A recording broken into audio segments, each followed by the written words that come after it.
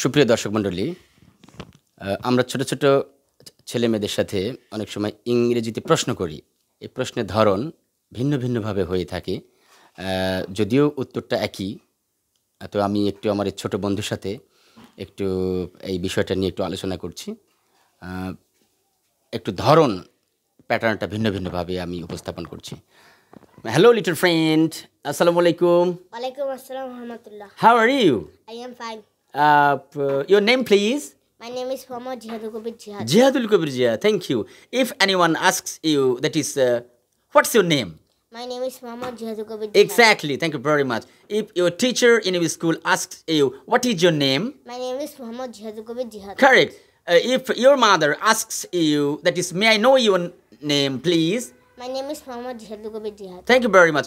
If your father asks you, that is, could you please tell me your name, please? My name is Muhammad Jihadul Kabir Jihad. Thank you very much, sir. Thank you very much for your answer. সুপ্রিয় দর্শক মণ্ডলী, আমি এটাই বোঝানোর চেষ্টা করেছি। May I know your name, what is your name, what's your name, could you please tell me your name.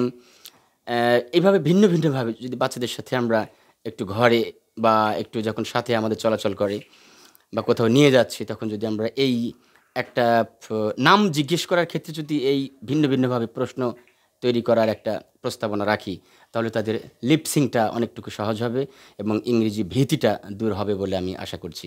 সকলকে অসংখ্য ধন্যবাদ।